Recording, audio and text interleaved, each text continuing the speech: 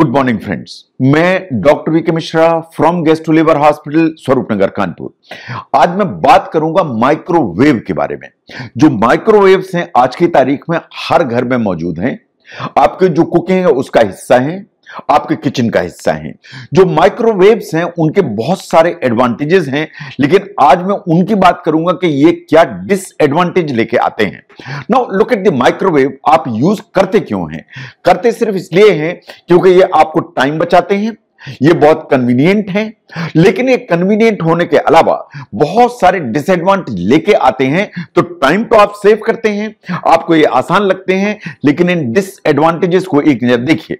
Now जहां तक nutritional value का सवाल है, जो खाने की चीजें हैं, जब आप माइक्रोवेव यूज करते हैं तो साइंस ऐसा मानती है कि माइक्रोवेव की जो कुकिंग है वो पोटेंशियली डिग्रेड कर सकती है nutrient value of the food. इसका मतलब है कि खाने की जो न्यूट्रिशनल वैल्यू है वो नीचे की तरफ आ सकती है। ये इसलिए कि जो माइक्रोवेव है वो जनरेट करती है बहुत सारी इलेक्ट्रोमैग्नेटिक वेव्स, जिसके चलते फूड एकदम गर्म हो जाता है। ये फूड की जो कॉन्स्टिट्यूएंसी है इसको पूरे के पूरे को डिस्टर्ब करने की ताकत रखती है। जो तेजी से गर्म होता है खाना, या जो रैपिड हीटिंग होती है, इससे जितने भी वाटर सॉल्युबल विटामिन हैं जैसे vitamin C and vitamin B complex, ये दोनों के डिस्ट्रॉय होने का डर रहता है। जो शॉर्टर कुकिंग टाइम है जो माइक्रोवेव लेता है in comparison to traditional cooking, ये वास्तव में बहुत सारी चीजों की जो न्यूट्रिशनल वैल्यू है उसको नीचे लेके चला जाता है। इसका मतलब यह है कि आप माइक्रोवेव आइटम्स लगातार रेगुलरली ज्यादा यूज करेंगे तो खाने की जो न्यूट्रिशनल वैल्यू है वो कम हो जाएगी। That's number one. Number two, जो एंटीऑक्सीडेंट्स हम खाने में लेते हैं, यानी जो आप खाना खाते हैं उसमें बहुत सारे एंटीऑक्सीडेंट्स होते हैं, चाहे वो फल हो चाहे वेजिटेबल्स हो, खाने की सभी चीजों में एंटीऑक्सीडेंट्स होते हैं। जो एंटीऑक्सीडेंट्स हैं वो क्रूशियल रोल प्ले करते हैं इस चीज में कि हमारी बॉडी के अंदर जो फ्री रेडिकल्स हैं उनको न्यूट्रलाइज करते हैं। इन बहुत सारी बीमारियां ऐसी होती हैं जो रेडिकल्स से होती हैं, उनसे हमें बचाते हैं। लेकिन जब आप इन चीजों को माइक्रोवेव में यूज करते हैं तो हाई टेंपरेचर के चलते एंटीऑक्सीडेंट्स डैमेज होने का डर रहता है, और इस चीज की संभावना होती है कि आपको फूड से आपको एंटीऑक्सीडेंट कम मिलेंगे। नाउ नंबर 3 पर आते हैं हार्मफुल कंपाउंड्स। नाउ जब भी आप माइक्रोवेव यूज करते हैं तो खाने की चीज आप प्लास्टिक कंटेनर में यूज कर सकते हैं या उनके ऊपर कुछ रैपिंग्स लगा सकते हैं। साइंस ऐसा मानती है कि जब आप इस तरह की माइक्रोवेव में इन चीजों को यूज करते हैं तो प्लास्टिक से या रैपिंग मटेरियल से, इनसे कुछ टॉक्सिक मटेरियल फूड में परकुलेट हो जाते हैं, एंड जो फूड है उसमें टॉक्सिन्स डेवलप हो जाते हैं। तो इसलिए अगर आपको यूज करना ही है माइक्रोवेव तो आपको देखना पड़ेगा कि जो कंटेनर्स हैं बहुत सेफ हों, जो माइक्रोवेव प्रूव हो, और पर्टिकुलरली प्लास्टिक्स यूज नहीं करने चाहिए। Number 4, uneven heating. आपने मार्क किया होगा हमेशा जब भी आप माइक्रोवेव में खाने को गर्म करते हैं तो जो हीटिंग होती है या खाना जो गर्म होता है वो यूनिफॉर्म नहीं होता है। खाने के अंदर बहुत सारे हॉट स्पॉट्स डेवलप हो जाते हैं। ये जो हॉट स्पॉट्स डेवलप होते हैं इनमें कुछ एरियाज ऐसे होंगे जो बहुत गर्म होंगे, कुछ एरियाज ऐसे होंगे जो कम गर्म होंगे, कुछ एरियाज ऐसे होंगे जो बिल्कुल ठंडे होंगे।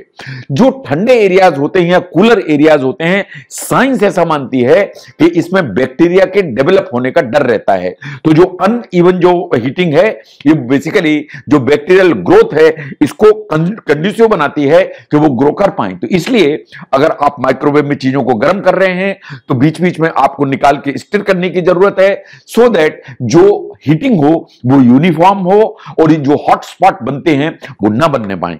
नंबर 6 पर आता है texture and the flavour changes.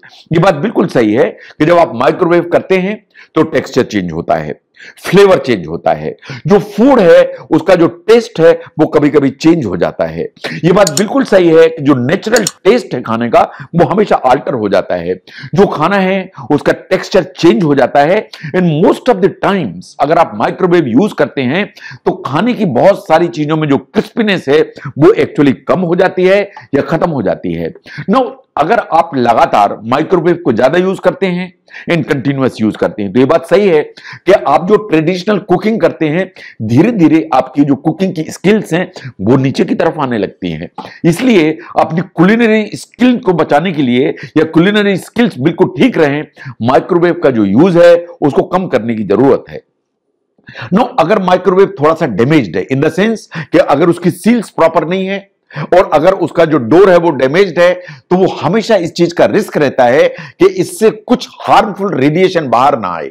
अगर ऐसा है तो उससे नुकसान होने का डर रहता है। ये बात बिल्कुल सही है कि इस तरह का हार्मफुल रेडिएशन जो माइक्रोवेव है उससे कम आता है, बट रेगुलर चेक्स की जरूरत है, क्योंकि अगर डोर डैमेज्ड है या सील्स प्रॉपर नहीं है तो माइक्रोवेव से रेडिएशन आपको नुकसान कर सकते हैं।